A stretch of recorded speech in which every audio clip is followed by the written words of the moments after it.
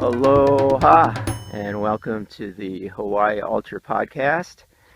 We're here doing our run, and we can see we have lots of spectators for the run, but thanks for tuning in. And today's podcast is an interview with Jacob Fansler, who actually picked the Hurt 100 to be his first 100-mile race.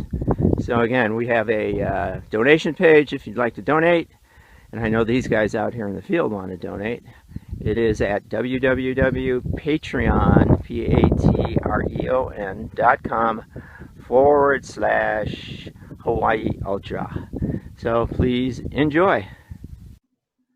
Aloha and welcome to the HawaiiUltra running podcast, video cast, and today we're lucky enough to have Jacob Fansler here. Hey, Jacob. Hey, how are you going? Happy, what is today? Today is Wednesday, the 9th. So this would be 4/9. We would be recovering from Lava Man, wouldn't we? Yeah, except I've never really done many triathlons, so I usually just volunteer for those. Well, hey, that's going to be a challenge in the future too. Yeah. I was actually I agree with Jerry's method of what she did when she basically canceled the race and just didn't try to reschedule it and stuff. But right now my line is that I'm supporting all the race directors. I don't support some of their decisions at times, but we don't have to get into that. Jacob, this is about you. This is not about anything else but you. Where were you raised? I don't even know, to be honest. Well, I grew up in Tennessee, so out in the country, pretty much like kind of farmland USA, where they grow a lot of corn and tobacco, wheat and barley. Cattle. You did say wheat. You did say wheat, right? Not weed. Yeah, wheat. No weed. Back then, at least. I'm sure there's some now, but it's farmland USA. It's like the Bible Belt of America. Real slow pace, small towns. The center of the town was a stockyard. It wouldn't be that common to see a cow walking down the front road. Just you have to wait for it to get out of the way. You probably take my man, it probably similar to it, if you think about it, but just a little bit smaller. But of course, now with the country music boom, it's gotten huge. So it's nothing like it used to be when I grew up. But what town did you grow up in? It's called Cookeville, Tennessee. It's an hour and a half in between Knoxville and Nashville. So it's like right at the edge of a plateau.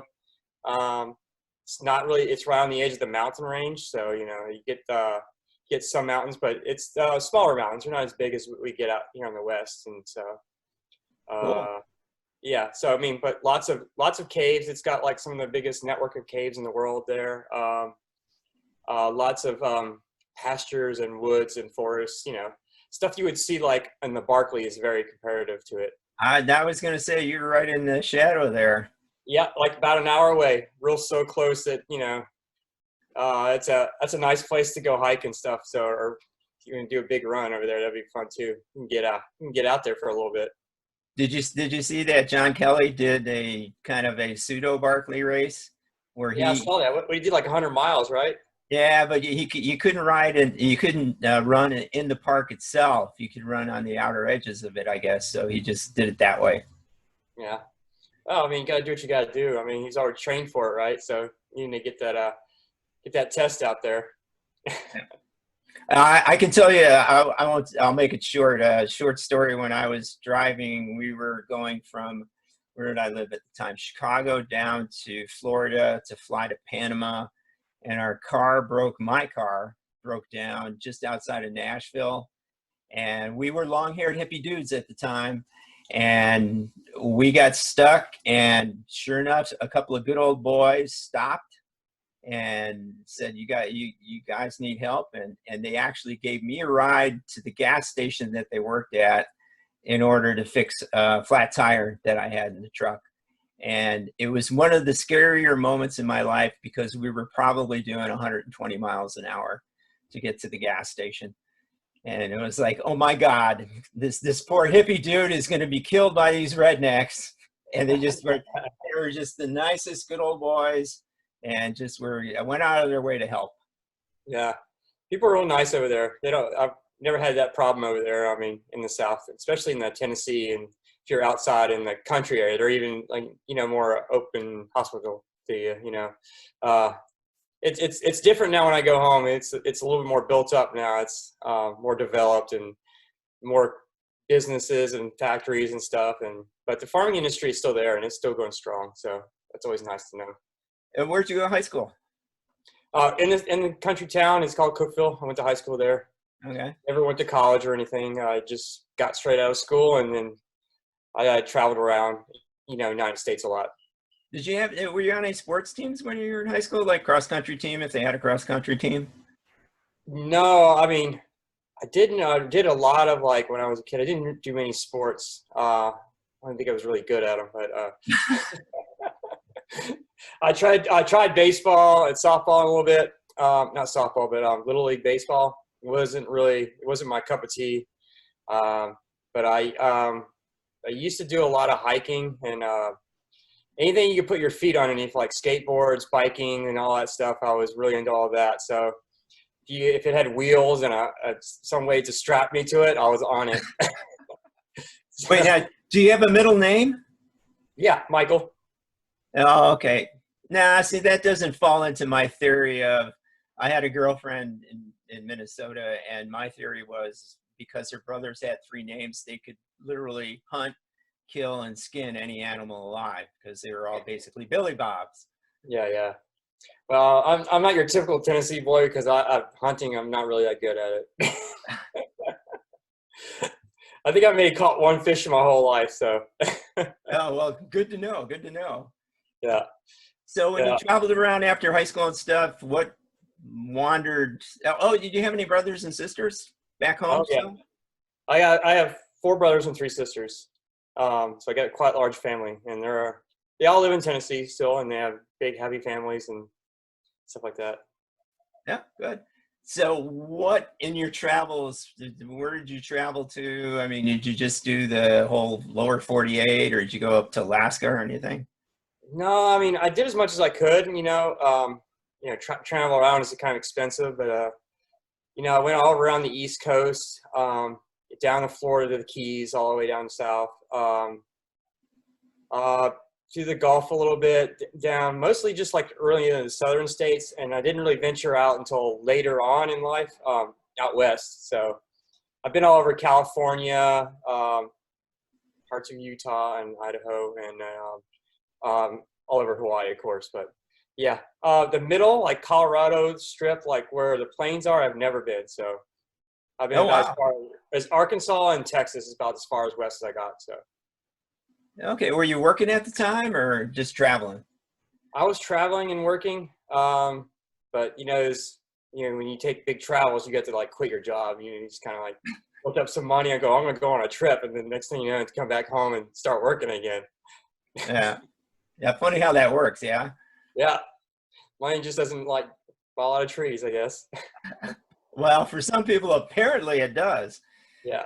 I won't talk about our friends who are posting their quarantine videos from their lanai overlooking the ocean with their endless pool in the background and stuff. Yeah, no, that's pretty nice. I'm going to go for a swim now. Now I'm going to ride the bike. Yeah. Well, I'm being sarcastic. So what eventually made you, or why'd you come to Hawaii? How'd that happen? Well, I was living in Tennessee, and then I did take a visit to Maui. And we'll get into that in a little bit. But then the company I was working for said, well, our company needs a lot of help out there. I won't speak about companies just because of, all that stuff, but they said you need a lot of help out there and they could really use me. I said, well, I had some friends from school that were living in Maui and in Lahaina. So they said, come stay with us then they were going to stay for a year, just trying to give the whole, Hawaiian atmosphere in and stuff like that. So I decided just like, I'll just give it a shot, you know. And so I already had a job lined up. I had a place to live and come out here. So I just packed up and came out here. My original intention was like, I come out and work for a year and just, you know, help out the company a little bit and learn a little different about like a different area of work. And then they eventually left and the company was like, oh, we need you here to stay. So I was kind of like offered to stay. I made it work through, you know, just having a place to live and stuff like that. So I spent about 9 years, almost 10 years on Maui. Oh, wow. I didn't know that. Yeah. Yeah, it's like a second home to me. I love that place. I still have a lot of friends over there, a lot of people I call family, and, you know, I talk to on a regular basis still. So, you know, and that's where running actually stepped in. I actually started running stuff. Mostly in Tennessee, I was just hiking. It was just like through hiking for, you know, as much as I could, days at a time, or biking, you know, and stuff like that. So it's just when I got to Maui, I was like, you know, I was like, well, I need to get in better shape. So I decided to go running on these trails and everything. Never ran a marathon before. Never ran like any ultra races. Didn't even know what ultra races were. I had no clue. So I was just getting fit and getting in shape by running like West Valley Mountains and, you know, HawaiiUltra Trader and, you know, all the different trails they have over there. And somebody goes, and you know what ultra running is? I'm like, no, I never heard it. So that's where it gets started. And he goes, well, you should probably try out like a couple marathons first. And my little brother was running marathons, and yeah, he just told me, he goes, yeah, I just finished my first marathon. It was like 5-something hours. I'm like, okay, I think I could run a marathon in 5-something hours, right? So I like I talked to a couple people and got up a little training plan. So I kind of like wrote out a training plan for myself, and not knowing what I was doing whatsoever at all. But I had a good base going down. You know, I needed to get certain things done. You know, so I trained for like about a year. I was just working on it, getting my speed up a little bit. So, and then I ran my first marathon. It was like it was a 3:58. It was just right under 4 hours. I was going to say, what, 2:26, right? Yeah. Yeah, I wish.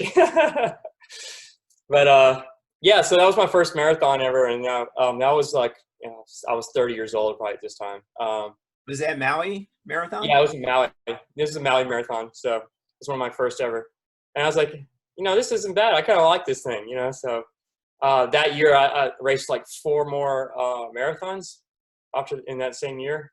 It was all about around 3:30. I finished. So those were all like Maui marathons, and did Honolulu that year. Yeah. So and then the next year I got accepted in the Big Sur, so I went straight into California races from that.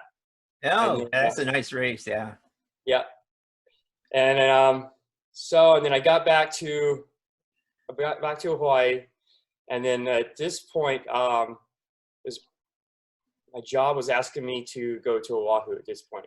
So they needed help over in Oahu. So they transferred me from Kihei, where I was living, all the way to Waikiki, which is kind of a big shock.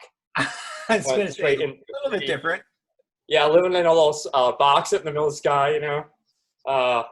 So that was very changing for me. But I got to introduce to a lot of really talented runners and coaches and stuff like that. So, you know, my fitness started improving as well as the whole community, because they had a pretty big community over there. I guess my first race was like ultra race was probably I signed up for Triple Trek. Oh, okay. Not an easy race. Not an easy race. I got my butt kicked left and right. I think it was like a 5:40, 5:50 finish time. It was not. I thought it was like, yeah, I can do that. That's no problem. It's just 30 miles, you know. Oh, yeah. So, and your previous not knowing pancreas whatsoever at all. The marathons you're doing sub 3:30s, right? Yeah. Yeah. So I was like, yeah, that's just a couple extra miles, you know. But I remember people always telling me ultra races is a completely different beast than, you know, marathon running. So I got a little woken up to that, you know. So I did that, and then right after Triple Trek, I got accepted for the following year to Lake Sonoma 50. Oh, yeah, you're telling me about that, yeah. That was my very first 50 miler. So I ran that one. I got ready for the rest of the year, and I ran a couple of marathons in between and a couple of races here and there. But it wasn't any hurt in races, just road races. So I trained and got ready and it was like Sonoma was in April sometime. So, and then I ran that. That was pretty tough. I think it was like a 9-hour finish. Got my butt kicked pretty bad on the back half. What's the altitude gain on that one? I think it's like 18 or 19,000 feet. It's almost 20, but you don't think it because you can hold, if you're talented enough, you can hold down like, 7:30, 8-minute splits the whole race if you can hold it down for 50 miles, But what people don't understand with that race is it's fast and people go fast. As you know, but on that back half, the climbing eventually starts to wear you down, and the next thing you know, you're just power hiking. So yeah, if you're not careful with your energy levels, you can die pretty quickly. What do you normally use? What were you back then? What were you using as far as nutrition at a race and stuff?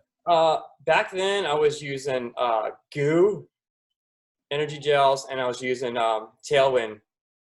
I was using Tailwind back then.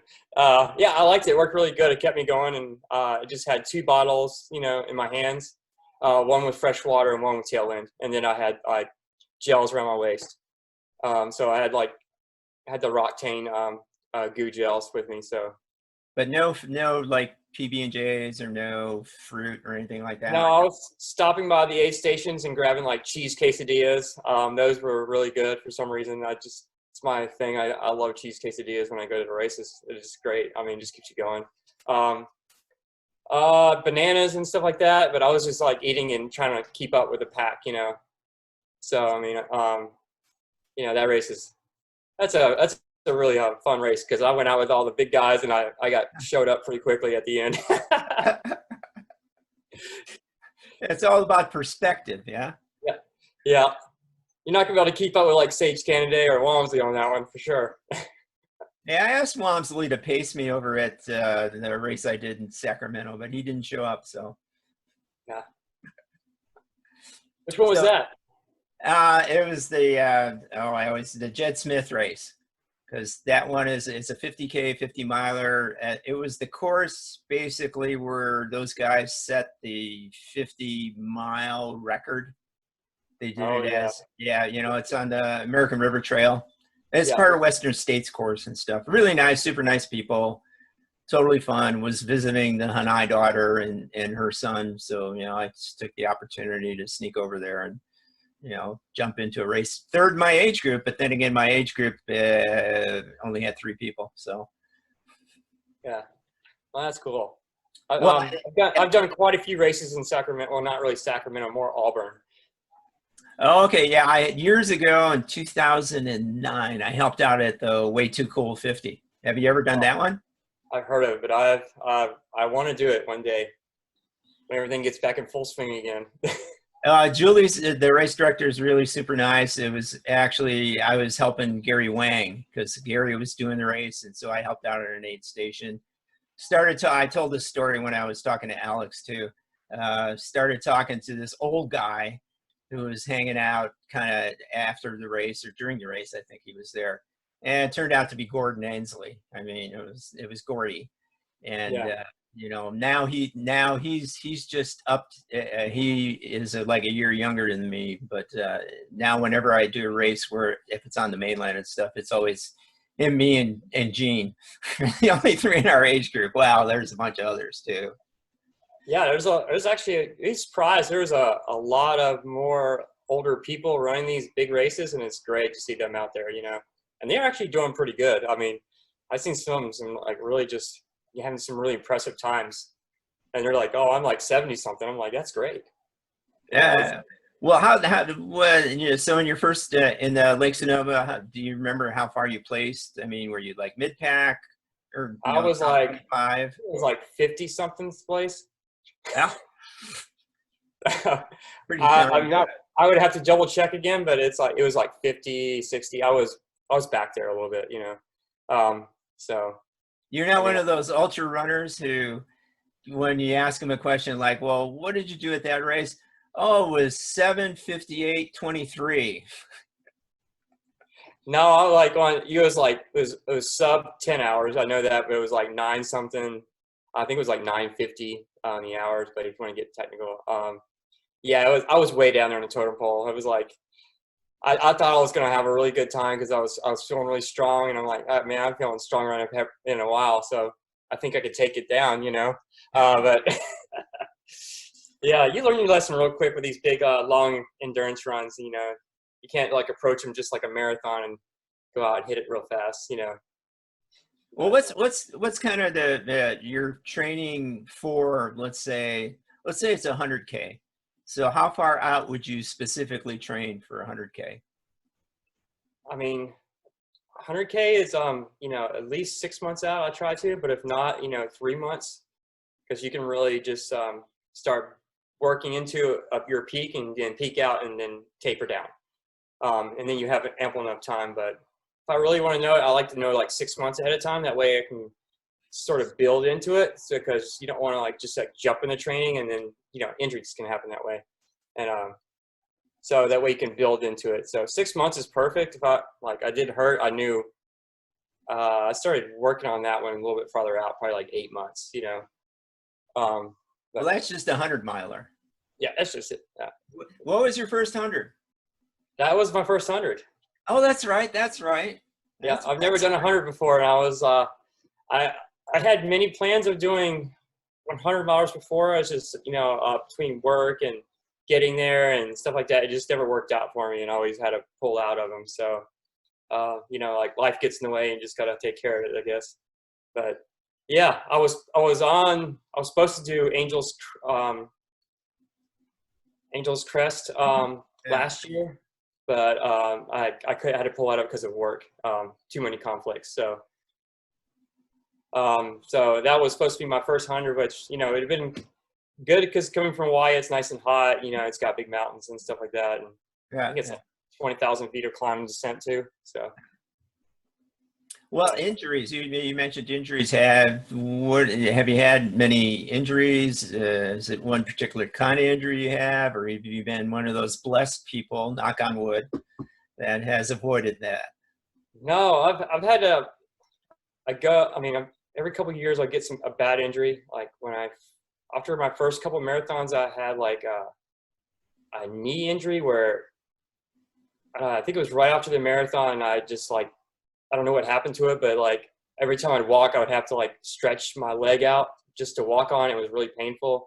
And then once it's cold, it just stiffened up real bad. Ooh. And so I had to spend like I took a couple of months off of running and then slowly get back into it again. And then last year I had a plantar issue. It was bad. I like doesn't matter what I do. Anytime if I didn't run, it hurt. If I ran, it hurt. If I stretched it out, it hurt. So anytime I would step on my foot, it was just like unbearably painful. So I had to Yikes. take some time off, which you know it's kind of hard to rebuild your fitness when you take a lot of time off. So this last year was everything just trying to get speed back up again, which it's done pretty good. But yeah, it's mostly like a plantar issue I'll have, and it's always on the same foot. It doesn't ever change. Yeah, my right leg and I are good friends. You Yeah. know, it's But when always that happens, you just gotta you gotta just see it coming and going, okay, I gotta take a break, you know, and there's nothing you can do about it. well. What kind of shoes? I don't even know what kind of shoes you run in. Uh, all my road shoes are all New Balance, so I got several different types of road shoe New Balances I would use. I got a 1400, a 1500, and I was using the Zonte a little bit, which they're pretty similar on the base, the way they're designed and the layout of them. All my trail shoes are Las Sportivas. Oh, okay, okay. I'm a real big fan of La Sportiva. I've got, you know, about 5 or 6 different sets of their trail shoes. But my lately kicks is the Captiva. It's a new shoe they just made. It's Oh, made for like sky running and like long endurance runs. It's lightweight. It's got super sticky rubber on it.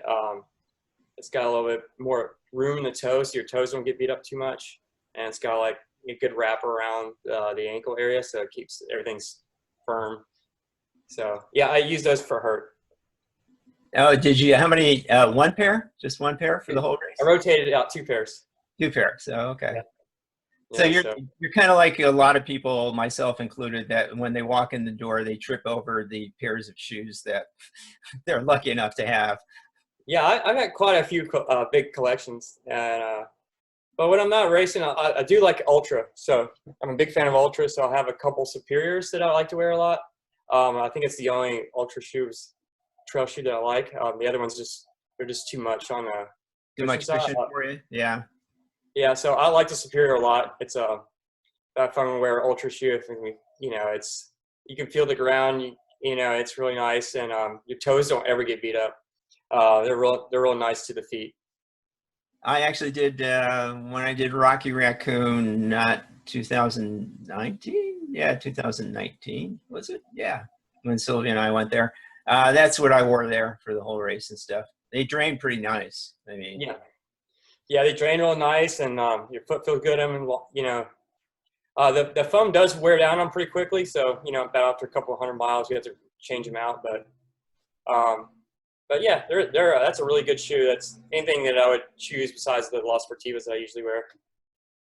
do you any particular theory or plan as far as compression, shorts, tights, sleeves, or anything like that?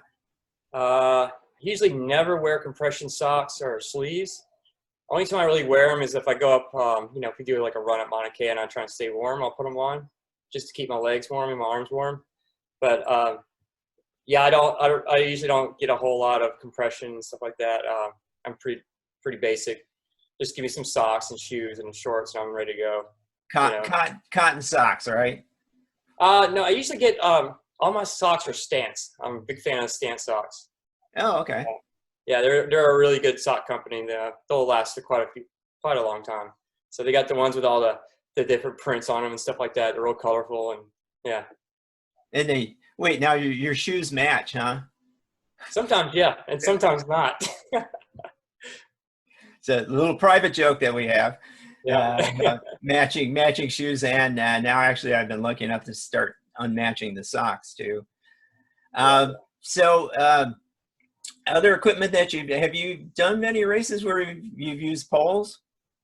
No, but I've been in a couple ultras where they allow them, but I've never actually used them.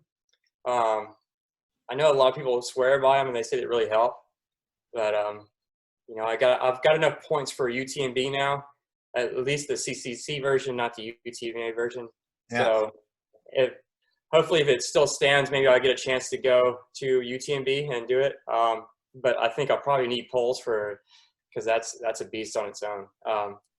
Mount Blanc it's not a small mountain at all. No. Yeah, last I had read, I think there's a drop dead date that they have where they're gonna make a decision on UTMB, and I don't know if that includes CCC though, but that's the last I heard. So kind of speaking of that, what races had you already signed up for that maybe aren't going to happen, or at least maybe just delayed? Well, I saw this coming and I only had one race after it hurt that I was really signed up for. And so Castle Peak is Tahoe. It's up in Truckee, California. It's an all elevation race. It starts off at like 6,000 feet, goes up to like 10. It's 100K. Yeah. I wrote a little bit about that. Yeah. Yeah. I know the race directors up there. They're really nice people, and it's a Solomon sponsored event. And it's I've done it once before, and I was like, I just need to go back and see how well I can improve, because how you improve over years, your fitness level gets up there a little bit more. And but I was like really focused. I was like, I'll get done with her, and then I could start training for the bigger mountain stuff, and then see if I can like go all out and have a really good run up there in California.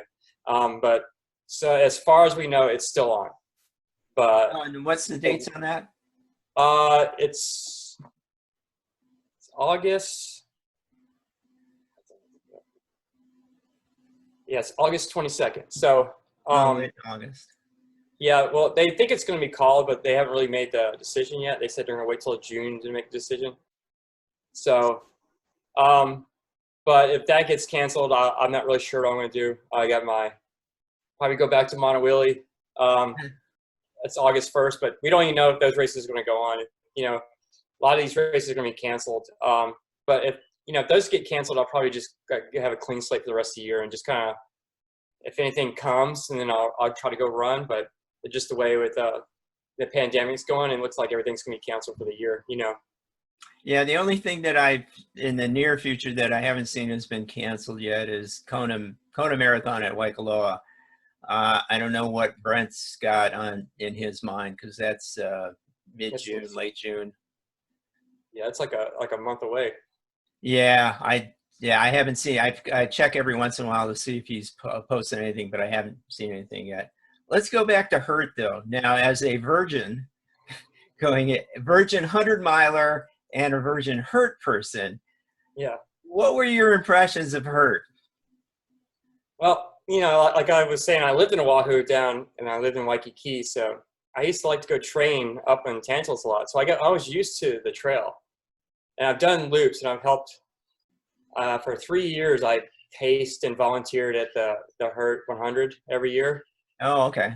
So I was really familiar with how it worked, the organization, like all the people and the trail. I mean, I think every year I paced like 2 laps, which is, that's 45 miles. So, yeah, so I was kind of comfortable with it, and I knew what to expect, but I've never done more than 2 laps at a time. So what was the 3rd lap like? At the race? What were your thoughts going into the 3rd lap? Because you've been to that point where you've done 2 laps. Yeah, I got to the aid station and I immediately took my shoes off, and every loop I was putting Vaseline on my toes just to kind of keep the blisters away, and then just trying to keep healthy feet, and I dry my feet off and then put Vaseline on and put fresh socks every loop.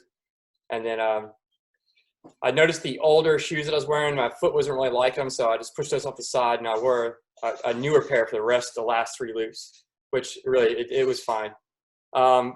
First thing is I just grabbed a bunch of calories. I just started eating like real food, because I knew the gels weren't going to hold me over very long. And then, so I need to start like really putting in some real food, because I knew lap 3 was that's where everything starts to fall apart a little bit on you,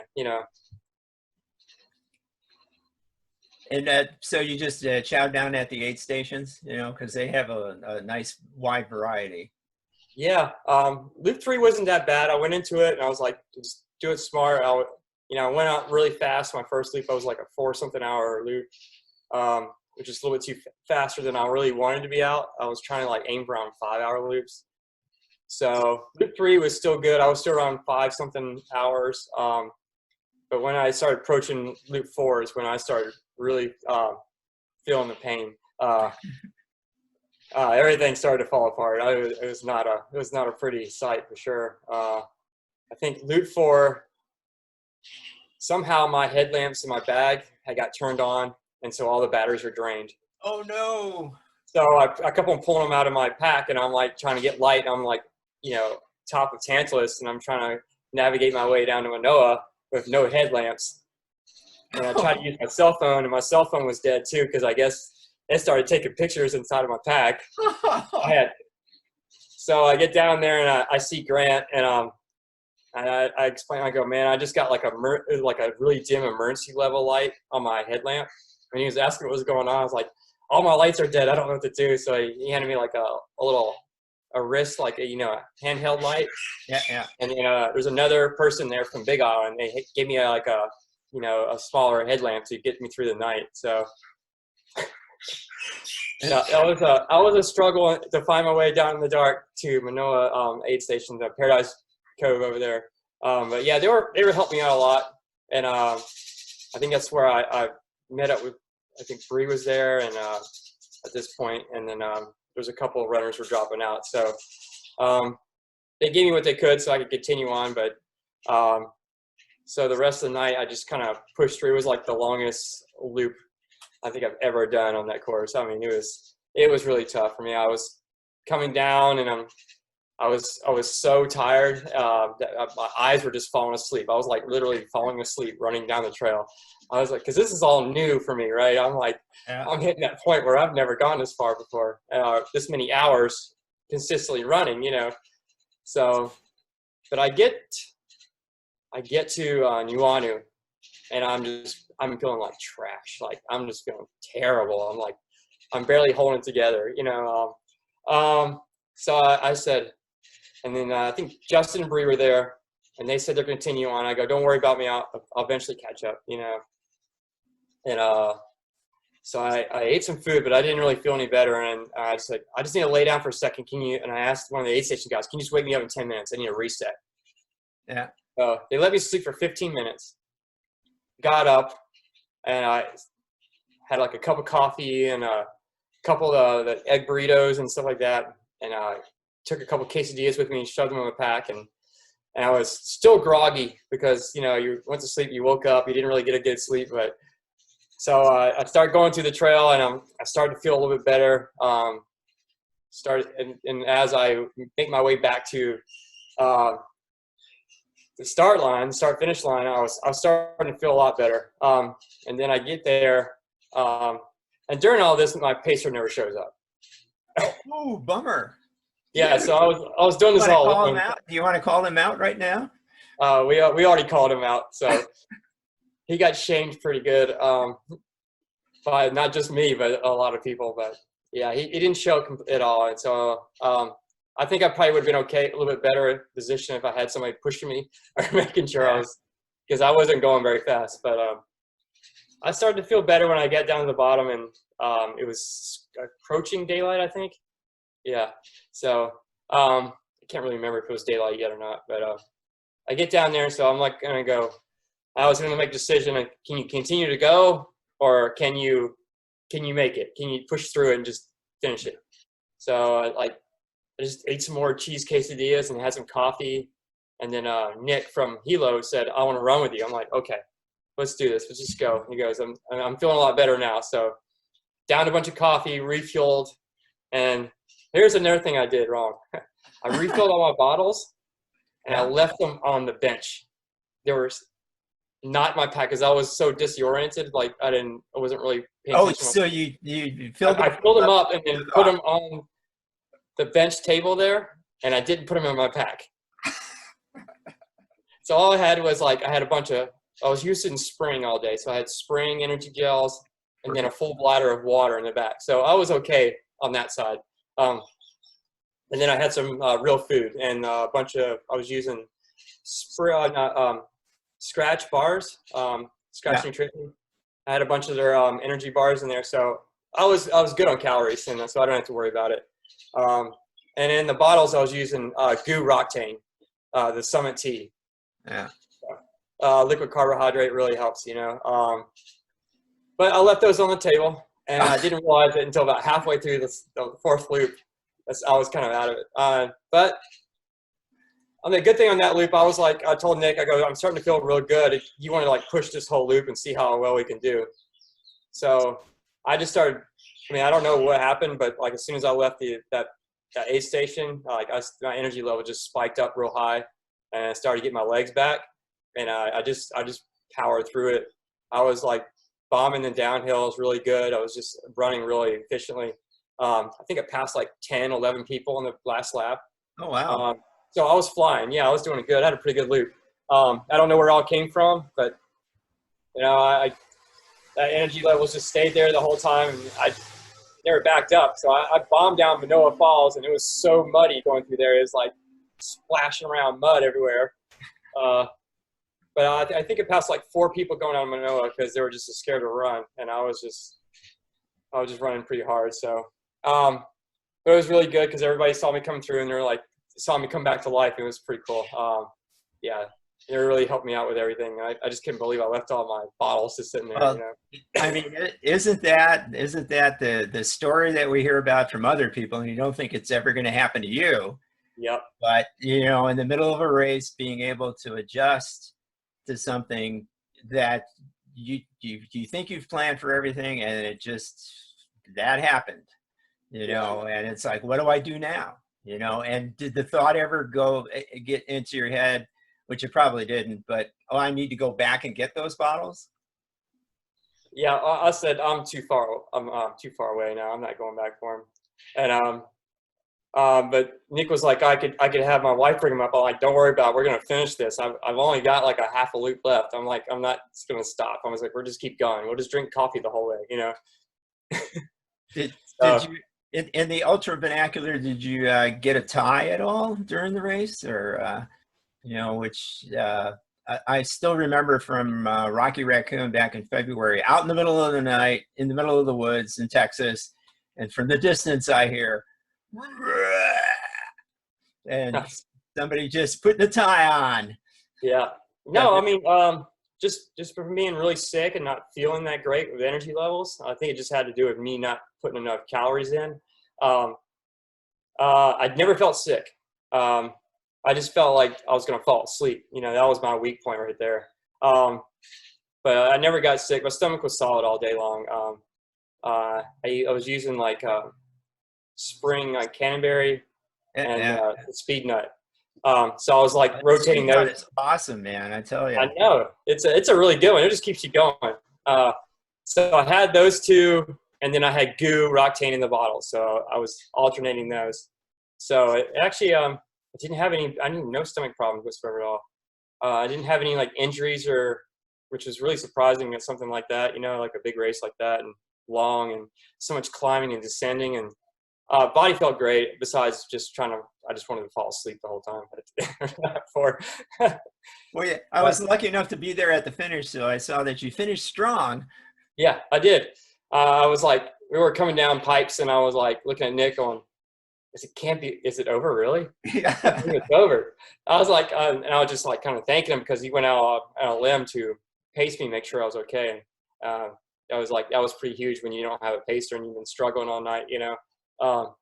So I come down there and I'm like thinking in my head, I was like, is it over?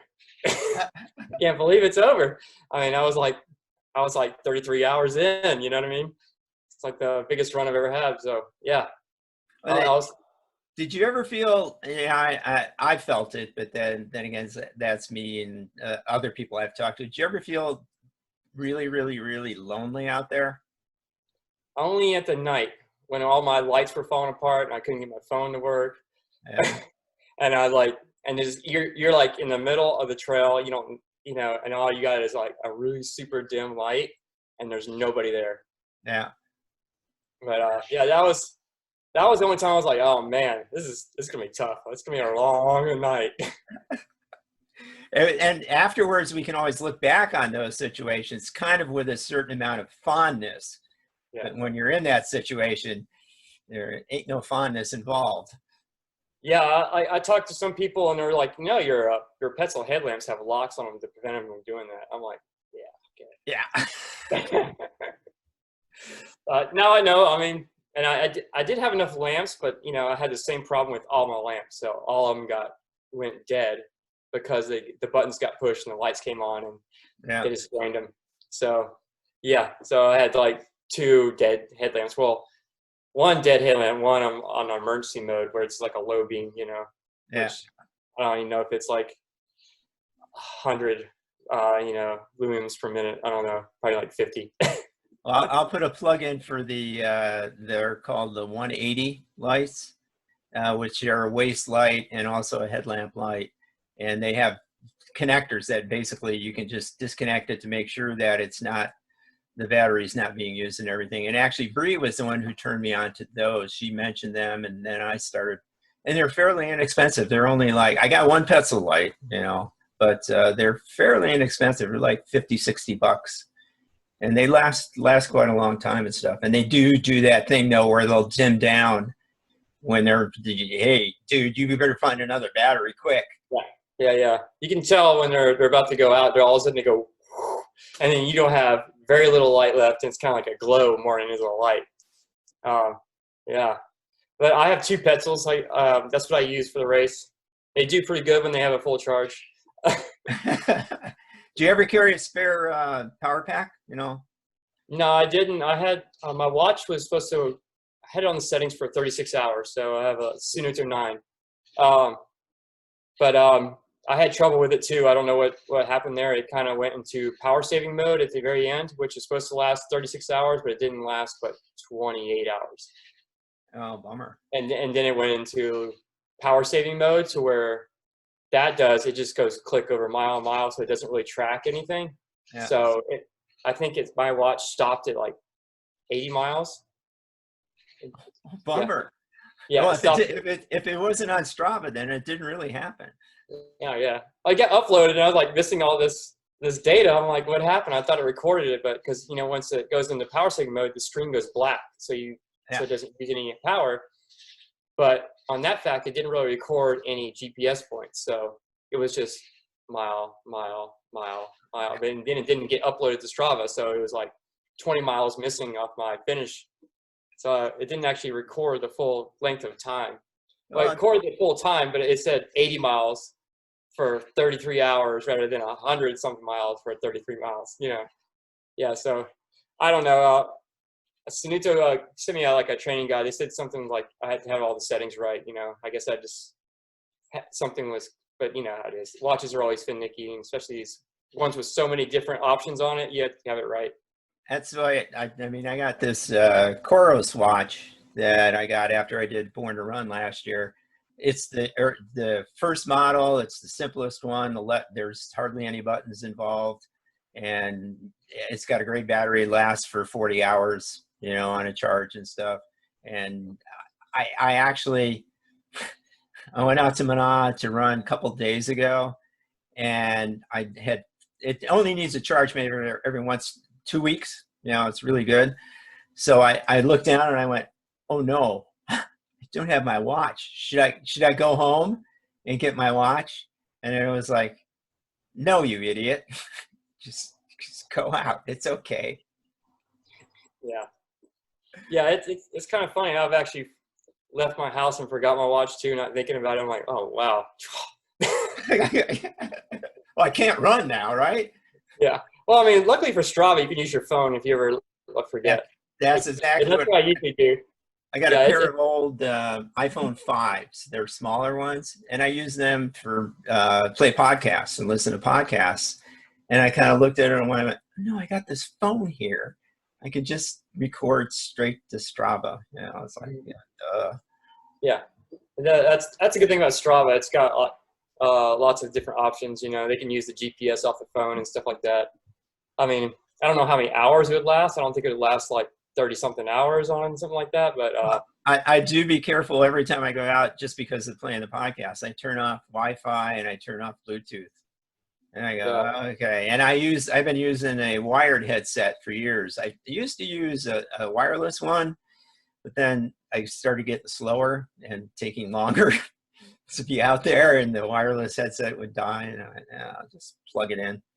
Yeah, I don't have a wireless set. I just got some wired headphones, and I only use them when I travel usually. I mean, besides that, when running, I usually don't use music that much. I just go run. It's less stuff that you have to keep up with.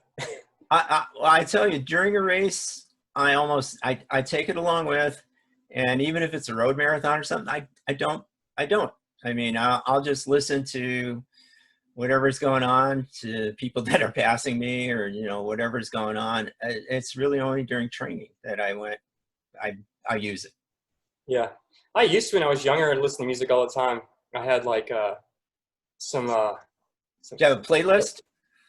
Yeah, I did. I had like one of those little. Remember what iPods? You remember what those things are, right? Yeah. I had an iPod with sport headphones, and I had them on my ears, and I would listen to it. But I got to the point to where that was just kind of getting aggravating, because when you start sweating a lot, they start sliding around a lot. Yeah, that thing. Yeah, I remember those. Yeah, so and then I stopped listening to music altogether. So I just like to run now. So I don't I can run with music. I just don't like anything on my ears and stuff like that when I'm trying to run, just bouncing around and stuff. But yeah. It's a lot really good with the earphone technology. I would kind of like to try some of these new ones that a lot of these elites are using. It's kind of nice. Oh yeah, the ones that are kind of bone conductors. Mm-hmm. Yeah, have to be inside your ears. Well, Yeah, there's an appeal to a sponsor. You know, it's like find somebody who does those and say, hey, you know, you never know.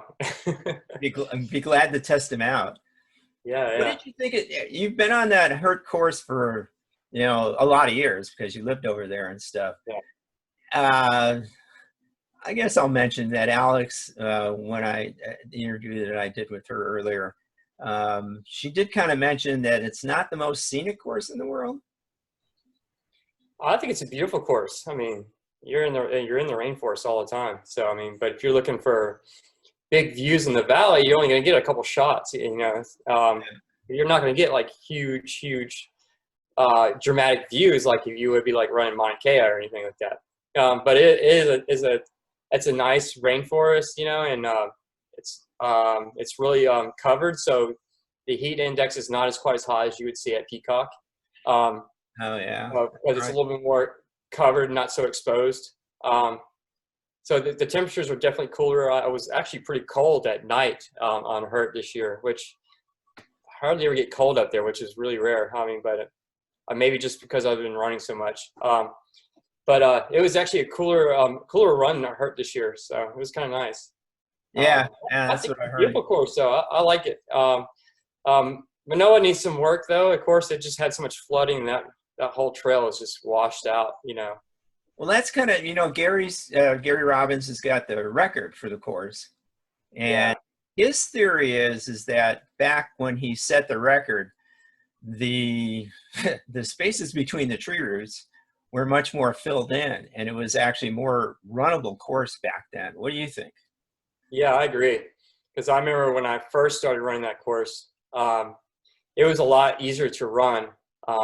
It's just from everybody competing and running on it. It's gotten packed down, and some of the trail sections have changed a little bit because parts of the mountain will fall down, and they'll have to reroute it or cut back into it.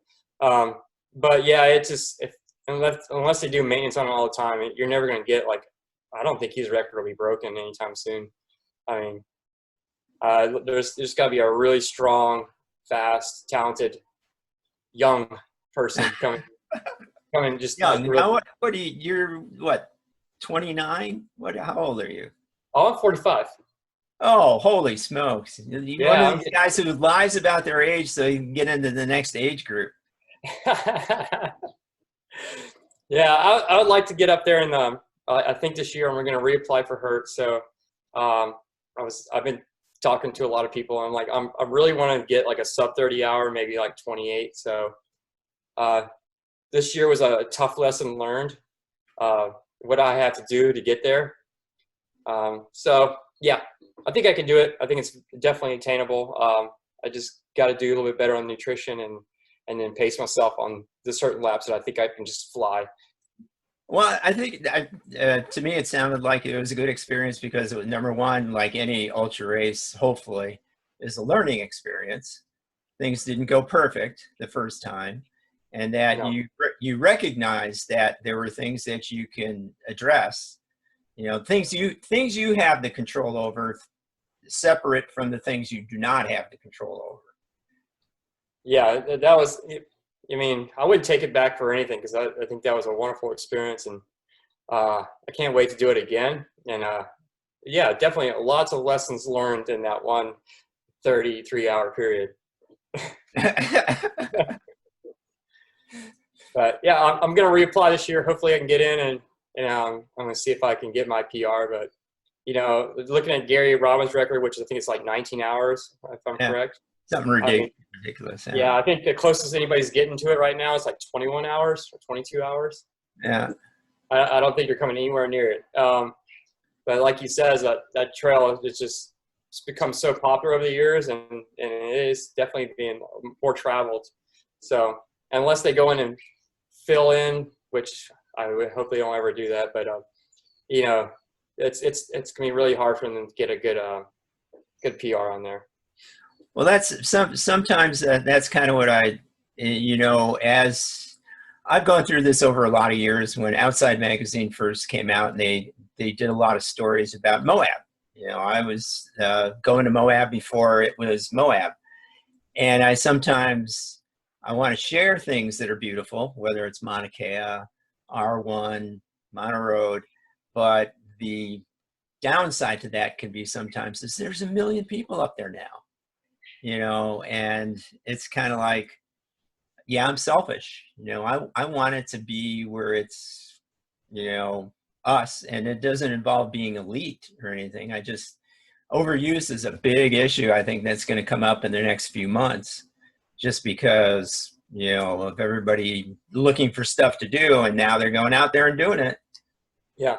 I noticed lately, just to take that idea there, because like I've been talking to a lot of people. There's the trail system around, especially in the Kona area, are just swarming with people because nobody's working. Schools are shut down. They got to take care of kids. So everybody's on the trails. They're everywhere. And so, yeah, there's definitely overcrowding right now. I mean, they just don't have anywhere else to go. I mean, because most of these people, like, I had somebody bring it to my attention, like going saying, like, bars are shut down, schools are shut down, Yeah. Restaurants are shut down. So now they don't have anything to do or anything to go besides home, and you can't go out. So you only can go out for exercise. So, and that's what everybody's doing. So, I mean, you just gotta, now that we have to be creative and then go in there, just kind of keep away from people. But Yeah, well, now all those the buffs that you get from races and stuff, those are coming in handy now, because you look like a bandit, but I was wearing one of them yesterday, and I was like, no, this is part of the costume, per se, anyway. yeah, I've got a couple of them, and I've been using those when I go to a grocery store because I think here pretty soon, I think Long's is starting to pass a law like you can't go into their stores unless you have a face mask on now. Yeah, and Long's is technically CVS, because they keep getting these emails about, check out what the rules are. We can do drive up, where you can pick up regular things like aspirin and stuff like that, where you don't have to go into the store. I mean, everybody's struggling. Certainly, I know I am. You're on furlough, right? Yeah. And when I go to check the mail, I don't check it during regular hours. I check it after hours. And somehow those things that come in the mail like this, the bills, they still keep coming. It's kind of like, Yeah. But I think the government's putting out a lot of good policies, like they're saying no eviction policies because people can't pay their rent and stuff like that. And I don't. The banks are trying to do something, but I haven't really seen anything yet. But they're trying to help the people. But hopefully, we can get this all back to running normally again. So that's my biggest hope. yeah, the new normal. Obviously. Yeah, things are going to change quite a bit after this. Like, a lot of the things that we used to do before are probably going to change just because, this is an eye opener for sure. Yeah, my one race, my A race, I don't really have an A race, but was Born to Run, which was supposed to happen in May. And Luis Escobar, Billy Barnett's friend, and, Born to Run and everything, he delayed it to October. Unfortunately, he delayed it to the week of Ironman, which technically I'm the race director for the Path Run the week before. So I'm kind of in limbo now. I still have my Hawaiian Airlines ticket, which if they cancel my flight, good, because then I should be able to get a refund. But if they don't cancel it, that means I have to move it. And I don't know if I can do Lewis's race. I mean, if Ironman still happens, I'm responsible to be the race director for the Path Run. And it's just like, okay, things are so, everybody's juggling right now. It's just, you don't know what's going to happen tomorrow sometimes. I don't think it's, I think a lot of these races that they're holding on to, I think will be eventually canceled. Just because I would hope that they would just cancel it. And 2020 is a training year. Let's just do it in 2021. Yeah, because even if we do get through this a little bit and start to get control of it, it's still gonna. I mean, it's still gonna. We're gonna have to kind of stay put for a little bit so they can make sure it goes away completely. Because if we start, traveling back and forth again, then we're gonna start contaminating the world again. So there's gonna be a lot of lockdowns, pretty much, as you would say. Things are going to change a lot for a little bit until they can get a grip on this that pandemic that we got going on. Yeah, I mean, I mean, what do you feel about it's just they've been cut off now. To be honest, I'm not a virtual race person. What do you think about the virtual race ideas and stuff that's been going on? It's interesting to watch some of it. I think it's great if you're doing it right. Like I think the personal peak one where they had all these runners from all over the world doing Jake Jackson, yeah. Yeah, I think that's great. You're away from people. You're doing it in your own property. You're doing it in a safe spot, or whether it's a street or a park or out in the country somewhere. I think it's great. I did a virtual marathon. It wasn't supposed to be fast. It was supposed to be like something that took a long time, and just so I spent like 7 hours running a marathon. Bunch of mountains. You should be knocking those 7-hour marathons. Come on. But it was a fun day, and I mean, it was like a Strava thing. Like they had like this virtual marathon thing they wanted everybody to do, and just it wasn't like competition. Nobody really won it, but they had like I think it was like a couple thousand people that entered, and it just shows you your rank compared to what you did. I mean, there was guys who were doing like 2:20 marathon finishes, and then way. Yeah, so I mean, yeah, but they kind of get beer marathon. Was it a beer marathon too? No, it was nothing like that. It was just like a straight up virtual marathon. But there's a lot of them going on.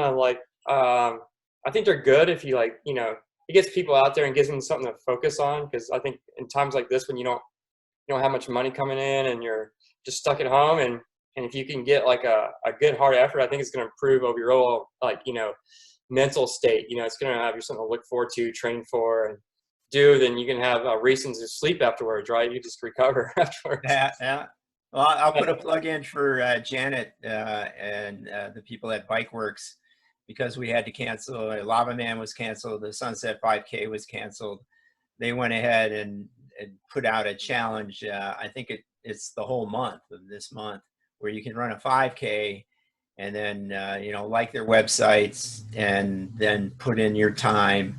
And they're going to auction off some of they had already gotten finishers cups and stuff like that. That was an upfront expense for doing the race. And I think that's great that they can do something like that so that people will still be able to have a goal to get to and get rewarded, not just, go out there and do, yahoo, I did a 5K, Yeah. I mean, I heard about that when I guess they're not really basing off time. It's more like effort, Yeah. Yeah. So I mean, I know that most of us here in Kona, we're going to do it at certain points next week or two. I know some people have already done it. I plan on doing it probably down in Queen Cay somewhere away from everybody, because every trail and everything is just covered up with people. I'm trying to keep my distance as much as possible. It's super tough, especially when nobody's working. Everybody's trying to do the same thing you're doing. So yeah, I'm probably going to go somewhere on Queen Cay and just kind of run it out. Yeah, I should probably go back and I could. Yeah, I was thinking, well, maybe I could go down to the resort and do it down there, because I would normally measure that course and run it anyway. But I don't think I want to go down to the resort, and I kind of feel bad. I don't feel bad going to where I go to run, because I had to measure it. I didn't even know how far away it was from where I live. 8.8 miles. So not too bad, not too far away, not like driving across the other side of the island to run and stuff. But I would feel bad if I was going down there to do that when that was a little bit too distant and stuff. I mean, I got trip to Kona now is Costco for gas. $3.99 up here, dude. Yeah. $2.59 at Costco. I know. I was like, whoa, that's cheap. I went and filled up my tank. It was like $35. So I was like, oh man, that's records right there. Yeah. I mean, I try not to drive too far from home for my run, so I try to stick in Kona, but I try to get out every day and get a run in, because I think if you stay home too much, I mean, staying home is good, but like if you just stay home and get cramped up too much, you're going to kind of lose your mind a little bit. So exercise daily, I think, is great. Cloco is just swarming with people right now, so it's kind of Oh, is it? Yeah. Yeah, I mean, I went and did trail work last weekend up there. We went real early and we got started, but as soon as when I walked on the trail to get finished, there was cars lined up the whole road all the way out to Coloco Drive. I was like, this is not the idea what they talk about social distancing. This is exactly what they don't want you to do. I mean, like there were so many cars. I just was like, oh my God. So I'm probably not going to go up there for a while, just for that. It's just too many people. And they think just and that little trail is only like, I mean, it's like 4 miles for diameter. It's not a big trail at all. It's very small unless you just go out, do a lot about it out and backs, but it's not a very big trail. So, and you got cars, so many people on that same trail and it's all single track, Yeah. Yeah. So, yeah, so far Manah is not too bad. A lot of dog walkers. And what I've done, my method of getting around stuff has been to, instead of running in the morning, I run in the afternoon, which usually there's nobody out there from noon on. It's people who get up early and do their runs early, or well, take the dogs for a walk early in the morning and stuff. So yeah, I mean, part of me says this is great that people are getting out, staying healthy, and I'm glad that we still have the opportunity to do that. But the other side is like, get off of my lawn. I'm old, It's like, get off of my grass. yeah, it's kind of like, it's kind of like a two-side on there. I'm glad everybody's being active and doing stuff, but like all my areas that I like to go run and kind of have my days when I'm not working, they're all like taken now. So it's kind of, but you can't be mad at them because that's, they're doing what they can to do to stay, mentally healthy as well. So it's just kind of those things we just have to break through the storm, as you would say. And that's why I said like being creative. So I'm just finding new places to run near my house that I can, but it's really hard because I live off of Lee Drive. So I'm right in the center of town. It's hardly anywhere to go. So yeah. People don't realize we live on an island.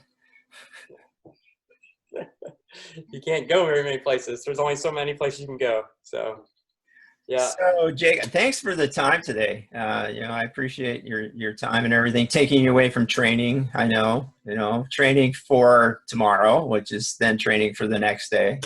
Yeah. If people want to get a hold of you, do you have a preferred method for them to get a hold of you, whether it's email or Instagram or whatever? Yeah, I got my not Twitter, but my Instagram account is Jacob M. Fansler. And then Facebook would be Jacob Fansler. The only one with that last name in the island. So you're safe to find if you just type that in there, you can find it. Yeah, but that I got Facebook and Instagram, and there's Jacob Fansler on Strava. So you can always find me on that one. Yeah, I've noticed Strava's become a kind of the best way to communicate with people now, because you have control over who follows you and who you're following and stuff. Yeah, because if you don't want people following, you can delete them out of your little world there.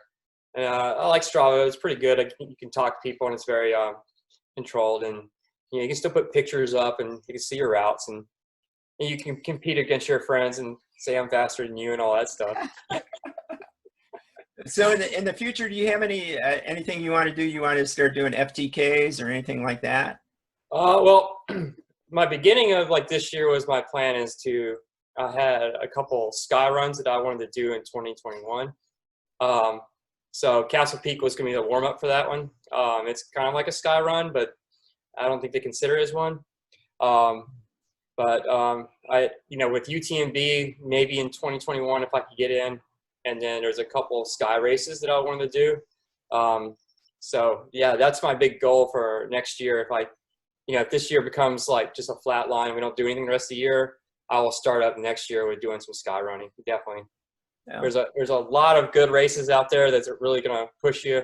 So instead of just doing the same old races over and over again, kind of like move it around a little bit, change it. Especially if I get to UTMB and maybe get out to like the West Coast and hit a couple of them. Good. I'm glad that you've certainly set your sights on something that's really ambitious. Yeah, and those races are tough. Oh yeah. We have no runners on the mainland in here. We have no idea. When I was talking to Alex, she was mentioning the races in South Korea and in Japan and stuff. And I have a friend, Carmen. She told me about races in Germany, and it's like, no, you can't even make those cutoffs. They're races, quote unquote. Yeah, and like my big one I wanted to do is this year, but I just couldn't get there. Was the Ring of Steel. It was like a Solomon race, sky race, 26K race. It's all in ridges and high elevation, big huge climbs, big huge descents. There's not a flat section on the course. You're either going straight up or straight down, and it's all on the ridge line in Scotland, up in the Highlands. So. Okay. Oh, it's not 26. I think it's like 50 something K. But it's a pretty tough race, so I want to get there to that. That's gonna take some time to get in there, but luckily there's no huge qualifications. It's first come, first serve. So when I'm ready, I'm gonna definitely jump into that one. But I think for this next year, for 2021, if I can't get to UTMB, it'll probably be the Rut and Broken Arrow. Those are two sky races which are on the West Coast, which you can get into. They'll be my warm-ups. And those are races kind of like where there's 400 people who enter and there's 26 who finish? Yeah, pretty much. Yeah. Yeah. And it's always a good thing to wear gloves. There we go. Yeah, so it's lots of rocky trail going up and down and like ropes and stuff like that. So it's not your traditional trail run. It's really challenging. So I think I could probably do a couple and do pretty well at it. Well, hopefully you can. So what I'm going to do now, since I don't have any lead out music or anything like that, I'm just going to go up to the side here where it says, and I had to joke with Alex, it says, I think it says remove, but I'm only going to remove you digitally. I'm not going to remove you in any other way. I appreciate the fact that you're in my life and in everybody else's lives here on the island and stuff. So I will bid you aloha. Thank you so much, Jacob. Thank you so much for today. Yeah, it was an awesome conversation. Thanks, man. Yeah.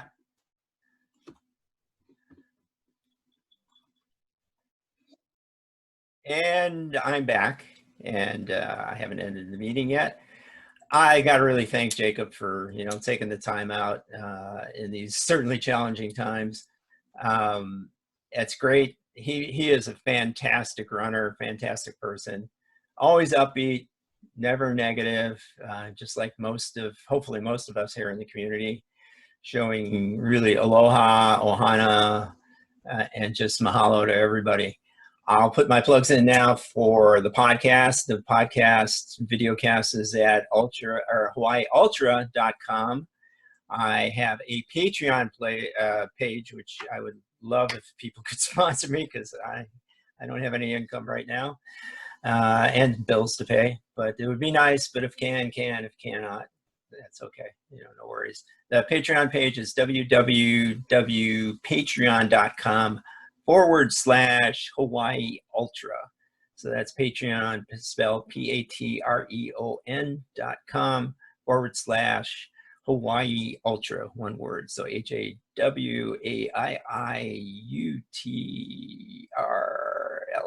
Ultra, UT. I can't spell.